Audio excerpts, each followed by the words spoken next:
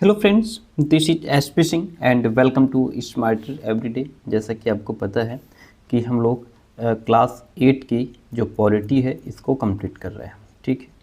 और इसमें आपके 2 चैप्टर कंप्लीट हो चुके हैं। ये चैप्टर नंबर 3 हम लोग डिस्कस करेंगे। चैप्टर का नाम है संसद तथा कानूनों का निर्माण। ओके, तो इसमें बहुत इम्पॉर्टेंट चैप्टर है आपका। हम लोग समझेंगे कि आखिर लोगों को फैसला क्यों लेना चाहिए और लोग और उनके प्रतिनिधि क्या होते हैं, ठीक है। इसके बारे में इस तरीके से संसद की क्या भूमिका रहती है, और आगे बढ़ेंगे तो राष्ट्रीय सरकार का चुनाव कैसे होता है, ठीक है। सरकार को नियंत्रित करना, मार्गदर्शन देना, जानकारी देना, ये सारे टॉपिक्स हम लोग बहुत अच्छे से कवर करेंगे। नए कानून किस तरह बनते हैं, तो ये चैप्टर आपका इम्पोर्टेंट हो जाता है। आइए शुरू करते हैं और समझते हैं कि आखिर लोगों को फैसला क्यों लेना चाहिए। तो जैसा कि यहाँ पे लिखा है कि जैसा कि हम जानते हैं 15 अगस्त भारत 15 अगस्त 1947 को आज़ाद हुआ, ठीक है, सबको याद है। इस आज़ादी के लिए पूरे देश की जनता ने एक लंबा और मुश्किल संघर्ष चलाया था। बहुत समय के बाद भारत को आज़ादी का दिन देखने को मिला। इस संघर्ष में समाज के बहुत सारे तबकों की हिस्सेदारी भी थी। तरह तरह की पृष्ठभूमि के लोगों ने इसमें भाग लिया। अलग अलग धर्म जाति समूह के लोग थे, अलग अलग पृष्ठभूमि से आए थे, ठीक है। तो सभी ने इसमें पार्टिसिपेट किया। वे स्वतंत्रता, समानता और निर्णय प्रक्रिया में हिस्सेदारी के विचारों से प्रेरित थे। औपनिवेशिक शासन, जो अंग्रेजी शासन था, उसके तहत लोग ब्रिटिश सरकार से भयभीत रहते थे, क्योंकि ब्रिटिश सरकार, क्योंकि वे सरकार के बहुत सारे ऐसे फैसले हुआ करते थे जिनसे वो असहमत थे, या जो उनके पक्ष में नहीं होते थे, या जो उनके लिए कष्टदायी होते थे, ठीक है। लेकिन अगर वो इन फैसलों की आलोचना करते तो उन्हें भारी खतरों का सामना करना पड़ता था, ठीक है। जो हमारी भारतीय जनता थी पहले, जिस समय औपनिवेशिक शासन था, तो जो ब्रिटिश सरकार जो भी नियम कानून लागू करती थी उसकी अगर वो बेचारे आलोचना करते या ना मानते तो उन्हें जो है कि भारी खतरों का सामना करना पड़ता था। स्वतंत्रता आंदोलन ने ये स्थिति बदल डाली। राष्ट्रवादी खुलेआम ब्रिटिश सरकार की आलोचना करने लगे और अपनी मांगें पेश करने लगे कि हमारी ये मांग है, हम आपके इस नियम को नहीं मानेंगे, इस कानून को नहीं मानेंगे। 1885 में ही भारतीय राष्ट्रीय कांग्रेस ने मांग की कि विधायिका में निर्वाचित सदस्य होने चाहिए। विधायिका में कैसे हों? निर्वाचित सदस्य होने चाहिए, और उन्हें बजट पर चर्चा करने तथा प्रश्न पूछने का अधिकार भी मिलना चाहिए। विधायिका में ऐसे लोग हों जो चुने गए हों, और फिर उन्हें जो है बजट पर चर्चा करने का तथा प्रश्न पूछने का अधिकार भी मिलना चाहिए। अपनी बात रखने का अधिकार मिलना चाहिए, अपनी बात कहने का अधिकार मिलना चाहिए। 1909 में बने government of India act. Government of India act कब बना? 1909 में। इस एक्ट ने कुछ हद तक निर्वाचित प्रतिनिधित्व की व्यवस्था को मंजूरी दे दी। हालांकि ब्रिटिश सरकार के अंतर्गत बनाई गई ये शुरुआती विधायिकाएं राष्ट्रवादियों के बढ़ते जा रहे दबाव के कारण ही बनी थी। लेकिन इनमें भी सभी वयस्कों को न तो वोट डालने का अधिकार दिया गया, न ही आम लोग निर्णय प्रक्रिया में हिस्सा ले सकते थे। ये समस्या अभी भी तैयार थी। यहाँ पे ये समस्या अभी भी बनी हुई थी, ठीक है। क्या कह रहा है कि ब्रिटिश सरकार के अंतर्गत जो बनाई गई शुरुआती जो विधायिकाएं थी, ठीक है, इसमें राष्ट्रवादियों के बढ़ते जा रहे दबाव की वजह से ही बनी थी ये। क्योंकि जो राष्ट्रवादी थे अब वो खुलकर के इनकी आलोचना करने लगे थे, इनके कानून की आलोचना करने लगे थे, तो उनके दबाव में आकर के ब्रिटिश सरकार ने विधायिकाएं बनाई। लेकिन इसमें क्या हुआ कि सभी वयस्क जो थे उनको वोट डालने का अधिकार नहीं दिया गया, और आम लोग निर्णय प्रक्रिया में भी हिस्सा नहीं ले सकते थे। ये समस्या थी। जैसा कि हम लोगों ने पहले भी पढ़ा, औपनिवेशिक शासन के अनुभव और स्वतंत्रता संघर्ष में तरह तरह के लोगों की हिस्सेदारी के आधार पर राष्ट्रवादियों को विश्वास हो गया था कि स्वतंत्र भारत में सभी लोग अपने जीवन को प्रभावित करने वाले फैसलों में हिस्सा लेने की क्षमता रखते हैं। स्वतंत्रता मिलने पर हम एक स्वतंत्र देश के नागरिक बनने वाले थे। ऐसा देश, ऐसी स्वतंत्रता हमको मिलने वाली थी जिसमें हम आज अपने विचार प्रकट कर सकते हैं, अपने देश में किसी भी जगह आ जा सकते हैं, घूम फिर कर सकते हैं। लेकिन इसका ये मतलब नहीं था कि सरकार जो चाहे कर सकती थी। इसका मतलब ये था कि अब सरकार को लोगों की ज़रूरतों और मांगों के प्रति संवेदनशील रहना होगा। जो मांग कर रहे हैं, जो उनकी ज़रूरतें हैं, सरकार की कोशिश रहे कि उनकी वो पूरी करे। स्वतंत्रता संघर्ष के सपनों और आकांक्षाओं ने स्वतंत्र भारत के संविधान में ठोस रूप ग्रहण किया और इस संविधान ने सार्वभौमिक वयस्क मताधिकार के सिद्धांत को अपनाया। सार्वभौमिक वयस्क मताधिकार का मतलब होता है देश के सभी वयस्क नागरिक वोट देने के अधिकारी हैं, वोट देने का उनको अधिकार है। जो भी वयस्क हो गए हैं, 18 वर्ष जिन्होंने उम्र पार कर ली है, वो सभी वोट दे सकते हैं। इतनी बात क्लियर है? Very good. यहाँ पे देखिए लिखा है कि बटन दबाएं वोट डालें। लिखा है कि इस चित्र में एक मतदाता है जो इलेक्ट्रॉनिक वोटिंग मशीन यानी कि ईवीएम के इस्तेमाल की विधि पढ़ रहे हैं कि आखिर हाउ टू यूज़ इट, इसको कैसे प्रयोग में लाना है। 2004 के आम चुनाव में पहली बार पूरे देश में ईवीएम का इस्तेमाल किया गया था। कब किया गया? 2004 में। इस चुनाव में ईवीएम के इस्तेमाल से लगभग 1,50,000 पेड़ों की रक्षा हुई, क्योंकि मतपत्र होते हैं यानी कि जिनसे वोट डाला जाता है, उनकी छपाई के लिए इन पेड़ों को काट कर 8,000 टन कागज़ बनाना पड़ता था। वो कागज़ बच गया, यानी कि उस कागज़ की वजह से पेड़ बच गए जो कट जाने थे। आइए अब आगे समझते हैं, लोग और उनके प्रतिनिधि की बात कर लेते हैं। चैप्टर बहुत इंपॉर्टेंट है, आप लोग कंसंट्रेट होकर के इसको समझें। सहमति का विचार लोकतंत्र का प्रस्थान बिंदु होता है। ठीक है, यदि सबने सहमति जता दी, सब लोग सहमत हैं, तो ये लोकतंत्र का एक प्रस्थान बिंदु कहा जाता है। सहमति का मतलब है चाह, यानी कि एक्सेप्ट, किसी चीज़ को स्वीकार कर लेना, और लोगों की हिस्सेदारी उसमें बनी रहती है। लोगों का निर्णय ही लोकतांत्रिक सरकार का गठन करता है। कौन? लोकतांत्रिक सरकार का गठन लोगों का निर्णय ही करता है। लोग किस तरह से निर्णय लेते हैं, क्या निर्णय लेते हैं, इससे लोकतांत्रिक सरकार का गठन होता है, उसके कामकाज के बारे में फैसला देता है। इस तरह के लोकतंत्र के पीछे मूल सोच ये होती है कि व्यक्ति या नागरिक ही सबसे महत्वपूर्ण है। जो व्यक्ति चाहता है, जो समाज चाहता है, जो भी उसकी मांग है, जो भी उसकी आवश्यकता है, उसको पूरा किया जाए। और सैद्धांतिक स्तर पर सरकार तथा अन्य जो सार्वजनिक संस्थान हैं, उनमें इन नागरिकों की आस्था भी होनी चाहिए। आगे बढ़ते हैं। व्यक्ति सरकार को अपनी मंजूरी कैसे देता है? जैसा कि हमने पढ़ा, मंजूरी देने का एक तरीका चुनाव होता है। लोग संसद के लिए अपने प्रतिनिधियों का चुनाव करते हैं। इन्हीं चुने हुए प्रतिनिधियों में से एक समूह सरकार बनाता है। जितने भी प्रतिनिधि चुन करके जाते हैं संसद में, फिर वो समूह एक सरकार बनाता है। ठीक है, जनता के द्वारा चुने गए सभी प्रतिनिधियों के इस समूह को संसद कहा जाता है, जिसमें सभी सांसद बैठते हैं। यह संसद सरकार को नियंत्रित करती है, उसका मार्गदर्शन करती है, सवाल पूछती है। इस लिहाज से अपने निर्वाचित प्रतिनिधियों के माध्यम से लोग ही सरकार बनाते हैं और उस पर नियंत्रण रखते हैं, क्योंकि लोग ही तो चुन करके उनको संसद तक पहुंचाते हैं। इसका मतलब है वो लोगों की ही सरकार है और लोग ही उस पर नियंत्रण रख रहे हैं, लेकिन डायरेक्ट नहीं, सांसद के माध्यम से। ठीक है, उनके माध्यम से, चुने हुए प्रतिनिधियों के माध्यम से वो सरकार पर नियंत्रण रखते हैं। यहाँ पर एक फोटो आप देख रहे हैं जिसमें हाथी पर बैठ कर के कुछ लोग, ईवीएम मशीन है और जो वोटिंग का सामान है वो लेकर के जा रहे हैं, क्योंकि मतदान होना है। आगे समझते हैं। बहुत सुंदर फोटो आपके सामने है। कहता है कि भारतीय संसद देश की सर्वोच्च कानून निर्मात्री संस्था है। भारतीय संसद, इसके 2 सदन हैं, राज्यसभा, लोकसभा। भारतीय संसद जो है इसके 2 सदन हैं, राज्यसभा, लोकसभा। राज्यसभा में कुल 245 सदस्य होते हैं।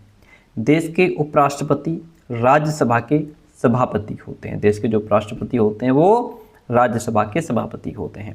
लोकसभा में कुल 545 सदस्य होते हैं। इसकी अध्यक्षता लोकसभा अध्यक्ष करते हैं। आइए आगे बढ़ते हैं। चलिए संसद की भूमिका के बारे में जानते हैं। संसद की क्या भूमिका है, संसद का क्या रोल है। आज़ादी के बाद गठित की गई भारतीय संसद लोकतंत्र के सिद्धांतों में भारतीय जनता की आस्था का प्रतीक है। ये सिद्धांत हैं निर्णय प्रक्रिया में जनता की हिस्सेदारी और सहमति पर आधारित शासन। ठीक है, ये सिद्धांत क्या है, जो निर्णय प्रक्रिया है उसमें जनता की हिस्सेदारी और सहमति पर आधारित शासन। हमारी व्यवस्था में संसद के पास महत्वपूर्ण शक्तियां हैं। संसद के पास कैसी शक्तियां हैं, बहुत महत्वपूर्ण, क्योंकि ये जनता का प्रतिनिधित्व करती हैं। लोकसभा के लिए भी उसी तरह चुनाव होते हैं जिस तरह राज्य विधानसभा के लिए चुनाव होते हैं, उसी तरह लोकसभा में भी चुनाव होते हैं। यानी कि लोकसभा के लिए भी उसी तरह चुनाव होते हैं जिस तरह राज्य विधानसभा के लिए चुनाव होते हैं। ठीक है, आमतौर पर लोकसभा के लिए हर 5 साल में चुनाव करवाए जाते हैं। ठीक है, कितने, हर 5 साल में चुनाव कराए जाते हैं। देश को बहुत सारे निर्वाचन क्षेत्रों में बांटा गया है। प्रत्येक निर्वाचन क्षेत्र से एक व्यक्ति को संसद में भेजा जाता है। चुनाव लड़ने वाले उम्मीदवार आमतौर पर विभिन्न राजनीतिक दलों के सदस्य होते हैं, अलग अलग पार्टी के नेता होते हैं। इतनी बात क्लियर है, वेरी गुड। आगे बढ़ते हैं। फिर जब ये निर्वाचित सदस्य होते हैं, यानी कि जब वहाँ से एक सदस्य निकल करके आता है चुना हुआ, तो चुने जाने के बाद ये जो उम्मीदवार होते हैं वो संसद सदस्य या फिर सांसद यानी कि मेंबर ऑफ पार्लियामेंट MP कहलाते हैं। इन सांसदों को मिला करके संसद बनती है। क्या बनती है, संसद बनती है। राष्ट्रीय सरकार का चुनाव पढ़ते हैं। राष्ट्रीय सरकार का चुनाव करना। भारतीय संसद में राष्ट्रपति और 2 सदन होते हैं। ध्यान रखिएगा, भारतीय संसद में राष्ट्रपति और 2 सदन होते हैं। राज्यसभा और लोकसभा, ये 2 सदन होते हैं। लोकसभा चुनावों के बाद सांसदों की एक सूची बनाई जाती है। जो लोकसभा चुनाव होते हैं इसके बाद क्या होता है, सांसदों की एक सूची बनाई जाती है। इससे पता चलता है कि किस राजनीतिक दल के कितने सांसद हैं। यदि कोई राजनीतिक दल सरकार बनाना चाहता है तो उसे निर्वाचित सांसदों में बहुमत प्राप्त होना चाहिए। अगर कोई राजनीतिक दल अर्थात कोई पार्टी अगर सरकार बनाना चाहती है तो उसके चुने हुए जो सांसद हों उन्हें बहुमत मिला होना चाहिए, सांसदों में बहुमत प्राप्त होना चाहिए। ठीक है, चूंकि लोकसभा में कुल 543 निर्वाचित सदस्य, 2 मनोनीत सदस्य होते हैं, इसलिए बहुमत हासिल करने के लिए लोकसभा में किसी भी दल के पास कम से कम 272 सदस्य होने चाहिए, तभी माना जाएगा बहुमत। संसद में बहुमत प्राप्त करने वाले दल या गठबंधन का अंग नहीं होने वाले सभी राजनीतिक दल विपक्षी दल कहलाते हैं। ठीक है, संसद में बहुमत प्राप्त करने वाले दल या गठबंधन का जो अंग नहीं है वो क्या है, विपक्षी दल कहलाता है। कार्यपालिका का चुनाव करना लोकसभा का एक महत्वपूर्ण काम होता है कि वो कार्यपालिका का चुनाव करे। ये लोकसभा का महत्वपूर्ण काम है। ठीक है, कार्यपालिका ऐसे लोगों का समूह होती है जो संसद द्वारा बनाए गए कानूनों को लागू करने के लिए मिलकर काम करते हैं। आई बात समझ में, कार्यपालिका ऐसे लोगों का समूह होती है जो संसद के द्वारा बनाए गए कानूनों को लागू करने के लिए मिलकर काम करते हैं। ठीक है, जब हम सरकार शब्द का इस्तेमाल करते हैं तो हमारे जहन में अक्सर यही कार्यपालिका होती है जिसकी यहाँ पे बात हो रही है। भारत का प्रधानमंत्री लोकसभा में सत्ताधारी दल का मुखिया होता है। जो सत्ताधारी दल होता है जिसके पास बहुमत होता है वो प्रधानमंत्री बनता है। ठीक है, प्रधानमंत्री अपने दल के सांसदों में से मंत्रियों का चुनाव करता है जो प्रधानमंत्री के साथ मिलकर फैसलों को लागू करते हैं। ठीक है, अलग अलग मंत्री जैसे स्वास्थ्य मंत्री, शिक्षा मंत्री, गृह मंत्री, वित्त मंत्री आदि। ठीक है, इन्हें सरकारी कार्यों की जिम्मेदारी दी जाती है। आगे समझेंगे। कह रहा है कि हाल के सालों में काफ़ी बार किसी एक राजनीतिक दल को बहुमत नहीं मिल पाया है, जो कि सरकार बनाने के लिए एकदम ज़रूरी है। हालांकि इस बार नहीं, पिछली बार जैसे अपने यहाँ भारत में भारतीय जनता पार्टी को बहुमत मिला था, इस बार नहीं मिल पाया। ऐसी सूरत में कई राजनीतिक दल मिलकर के एक गठबंधन सरकार बना लेते हैं और फिर साझा मुद्दों पर काम करते हैं। जब एक पार्टी को पूरा बहुमत नहीं मिलता तो फिर कई पार्टियां मिलकर के सरकार बनाती हैं, कई पार्टियां आपस में मिल जाती हैं, तो उसे गठबंधन कहा जाता है। ओके, यहाँ पे देखिए दो इमेज बहुत सुंदर आपको नज़र आ रही होंगी। ये केंद्रीय सचिवालय की ये दो मुख्य इमारतें हैं। किसकी? केंद्रीय सचिवालय की। इनमें से एक का नाम साउथ ब्लॉक और दूसरी का नाम नॉर्थ ब्लॉक है। इनका निर्माण 1930 के दशक में किया गया था। बाईं ओर अर्थात इसकी बात हो रही है, साउथ ब्लॉक का चित्र है, जिसमें प्रधानमंत्री कार्यालय, रक्षा मंत्रालय और विदेश मंत्रालय के दफ्तर हैं। दाईं ओर नॉर्थ ब्लॉक है, जहां वित्त मंत्रालय, गृह मंत्रालय स्थित हैं। केंद्र सरकार के जो अन्य मंत्रालय हैं वो नई दिल्ली की अलग अलग इमारतों में बने हुए हैं। आगे पॉइंट पढ़ते हैं, देखिएगा पॉइंट क्या कहता है। राज्यसभा मुख्य रूप से देश के राज्यों की प्रतिनिधि के रूप में काम करती है। जो राज्यसभा है ये मुख्य रूप से देश के राज्यों की प्रतिनिधि के रूप में काम करती है। राज्यसभा भी कोई कानून बनाने का प्रस्ताव पेश कर सकती है। कौन? राज्यसभा कानून बनाने का प्रस्ताव पेश कर सकती है। किसी विधेयक को कानून के रूप में लागू करने के लिए ये जरूरी है कि उसे राज्यसभा की भी मंजूरी मिल चुकी हो। किसी विधेयक को कानून के रूप में लागू कर, कोई भी विधेयक यदि पास हुआ है उसको अगर कानून के रूप में लागू करना है तो ज़रूरी है कि राज्यसभा की भी मंजूरी मिली हो। ठीक है, इस प्रकार राज्यसभा की भी बहुत महत्वपूर्ण भूमिका हो जाती है। संसद का ये सदन लोकसभा द्वारा पारित किए गए कानूनों की समीक्षा करता है और अगर ज़रूरत हुई तो उसमें संशोधन भी करता है। राज्यसभा के सदस्यों का चुनाव विभिन्न राज्यों की विधानसभाओं के निर्वाचित सदस्य करते हैं। कौन? राज्यसभा के सदस्यों का चुनाव विभिन्न राज्यों की विधानसभाओं के चुने हुए सदस्य करते हैं। राज्यसभा में 233 निर्वाचित सदस्य होते हैं और 12 सदस्य राष्ट्रपति की ओर से मनोनीत किए जाते हैं। यह पॉइंट ध्यान रखिएगा, यहाँ से प्रश्न आपको देखने को मिल सकता है।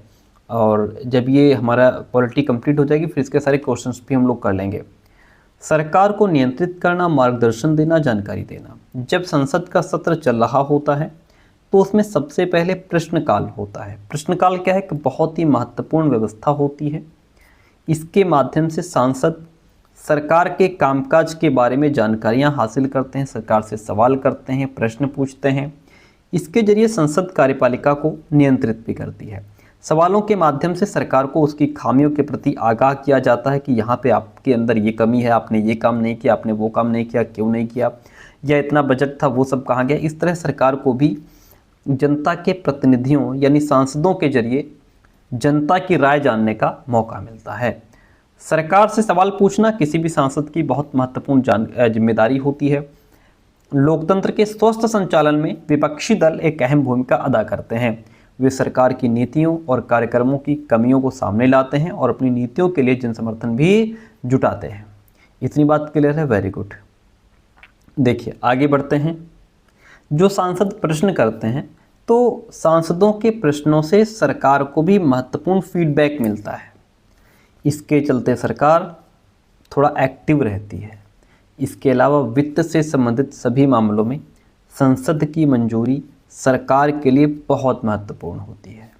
ये उन कई तरीकों में से एक है जिसके माध्यम से संसद सरकार को नियंत्रित करती है। क्या करती है? जो संसद है ये सरकार को नियंत्रित करती है, उसका मार्गदर्शन करती है और उसको सूचना भी देती है। जनप्रतिनिधियों के रूप में संसद को नियंत्रित, निर्देशित और सूचित करने में सांसदों की एक बहुत महत्वपूर्ण भूमिका रहती है। ठीक है, और ये भारतीय लोकतंत्र का एक मुख्य आयाम भी है। इतनी बात क्लियर है। नए कानून किस तरह बनते हैं? तो नए कानून बनने के लिए ऐसा होता है, देखिए कानून बनाने में संसद की एक महत्वपूर्ण भूमिका होती है। ये प्रक्रिया कई तरह से आगे बढ़ती है। आमतौर पर सबसे पहले समाज के विभिन्न समूह ही किसी खास कानून के लिए आवाज़ उठाते हैं। बहुत सारे समाज के अलग अलग प्रकार के समूह क्या करते हैं, किसी खास कानून के लिए आवाज़ उठाते हैं। जैसे इस समय मान लीजिए हमारे हिंदू धर्म में कई सारे ऐसे समूह हैं जो ये कह रहे हैं कि भारत को हिंदू राष्ट्र घोषित कर दिया जाए। तो ये क्या है, ये पहले समाज से ही इस सवाल को उठाया गया, समाज से सवाल उठा, ये धीरे धीरे आगे सरकार तक पहुंचेगा, संसद तक पहुंचेगा, फिर इस पर विचार किया जाएगा। तो कहने का मतलब है आमतौर पर सबसे पहले क्या होता है, समाज के विभिन्न समूह ही किसी खास कानून के लिए आवाज़ उठाते हैं कि ये कानून बनना चाहिए। ये संसद की जिम्मेदारी है कि वो लोगों के सामने आ रही समस्याओं के प्रति संवेदनशील हो, फिर इस तरीके से उस पर धीरे धीरे क्या होता है, नए कानून बना दिए जाते हैं। यदि जरूरत होती है तो उस पर विचार विमर्श भी किया जाता है। ठीक है, इतनी बात होती है के लिए। फिर आगे थोड़ी सी स्टोरी है, कहानी है, और बहुत कुछ खास नहीं है। ठीक है, तो ये तो हमने कहानी पहले ही पढ़ ली थी कि किस तरीके से एक कह रहा है कि जैसे रोजा पार्क्स की कहानी हमने पहले ही पढ़ी थी। रोजा पार्क्स जो थी, ये नाम की एक अफ्रीकी अमेरिकी महिला ने 1 दिसंबर 1995 को एक श्वेत व्यक्ति के लिए बस में अपनी सीट छोड़ने से इनकार कर दिया था। रोजा पार्क्स उस कानून का विरोध कर रही थी जो सभी सार्वजनिक स्थानों पर श्वेत नागरिकों और अफ्रीकी अमेरिकी नागरिकों के लिए अलग अलग दायरे तय करता था। यहाँ तक कि सड़कों पर भी दोनों समुदायों की जगह अलग अलग हुआ करती थी। रोजा पार्क्स का ये इनकार कि हम तुम्हें सीट क्यों दें, ऐतिहासिक घटना थी। इसी के बाद वहाँ नागरिक अधिकार आंदोलन शुरू हुआ, जिसके फलस्वरूप 1964 में नागरिक अधिकार कानून पारित किया गया। इस कानून के जरिए संयुक्त राज्य अमेरिका में नस्ल, धर्म, राष्ट्रीयता के आधार पर किसी भी तरह के भेदभाव को गैर कानूनी घोषित कर दिया गया। ठीक है, वो आप यहाँ पे कहानी देख सकते हैं। ये रोजा पार्क्स बैठी हुई है, इन्होंने एक अमेरिकी व्यक्ति को सीट देने से इनकार कर दिया था। ठीक है, यहाँ पे अलोकप्रिय विवादास्पद कानून है और इसमें कुछ खास है नहीं, बाकी इसको हम थोड़ा पढ़ लेते हैं। कहता है, आइए अब एक स्थिति पर विचार करें। कई बार संसद एक ऐसा कानून भी पारित कर देती है जो बेहद अलोकप्रिय साबित होता है, लोग उसे पसंद नहीं करते। ऐसा कानून संवैधानिक रूप से वैध होने के कारण कानूनन तो सही हो सकता है, फिर भी वह लोगों को रास नहीं आता। जैसे कृषि कानून आया था जिसमें बहुत सारे किसानों ने आंदोलन किया। ठीक है, वो क्या है, लोगों को पसंद नहीं आया, किसानों को पसंद नहीं आया, तो उन्होंने अपना क्या किया, सरकार की आलोचना की। तो कानूनन तो सही हो सकता है लेकिन लोगों को रास नहीं आता, क्योंकि उन्हें लगता है कि उसके पीछे नीयत सही नहीं है। इसीलिए लोग उसकी आलोचना कर सकते हैं, उसके खिलाफ जनसभाएं कर सकते हैं, अखबारों में लिख सकते हैं, टीवी चैनलों में रिपोर्ट भेज सकते हैं। हमारे जैसे लोकतंत्र में आम नागरिक संसद द्वारा बनाए जाने वाले दमनकारी कानूनों के बारे में अपनी असहमति व्यक्त कर सकते हैं। जब बहुत सारे लोग ये मानने लगते हैं कि गलत कानून पारित हुआ है तो संसद के ऊपर भी इस चीज़ का दबाव पड़ता है, फिर वो इस पर विचार करने का दबाव पड़ता है। जैसे नगरपालिका की सीमाओं के भीतर जगह के इस्तेमाल से संबंधित विभिन्न नगरपालिका कानूनों में पटरी पर दुकान लगाने और फेरी लगाने को गैर कानूनी घोषित किया गया है। इसमें कोई संदेह नहीं कि सार्वजनिक स्थानों को साफ सुथरा खुला रखने के लिए कुछ कानून जरूरी हैं, है ना, तभी लोग आसानी से फुटपाथ पर चल पाएंगे। लेकिन हम इस बात को भी नज़रअंदाज नहीं कर सकते कि वो जो पटरी पर लोग बैठते हैं, किनारे दुकान लगाते हैं, छोटी छोटी जो फेरे वाले होते हैं, किसी बड़े शहर में रहने वाले लाखों लोगों की ज़रूरी चीज़ें, सेवाएं बहुत सस्ती कीमत पर उपलब्ध कराते हैं। इसी से उनकी रोजी रोटी भी चलती है। लिहाजा अगर कानून किसी एक की हिमायत करता है और दूसरे समूह की उपेक्षा करता है तो उस पर विवाद खड़ा हो जाएगा, टकराव की स्थिति पैदा हो जाएगी। जो लोग सोचते हैं कि संबंधित कानून सही नहीं है वे इस मुद्दे पर फैसले के लिए अदालत की शरण में जा सकते हैं। अगर अदालत को ऐसा लगता है कि कानून संविधान के विरुद्ध है तो वह उसमें संशोधन कर सकते हैं या फिर उसे रद्द भी कर सकती है। ठीक है, तो ये होता है अलोकप्रिय और विवादास्पद कानून। इतनी बात क्लियर है? Very good. आगे पढ़ेंगे, आगे क्या पढ़ेंगे, बस चैप्टर हमारा यहीं तक होता है कंप्लीट। और अब क्या करेंगे, हम कोशिश करेंगे कि यहाँ तक जो हमने आपको 3 चैप्टर पढ़ाए हैं इनके क्वेश्चंस पहले करा दिए जाए, फिर आगे क्लास को शुरू किया जाए। ठीक है, क्लास कैसी रही कमेंट करके बताइए। थैंक यू सो मच, मिलते हैं बहुत जल्दी नेक्स्ट क्लास में।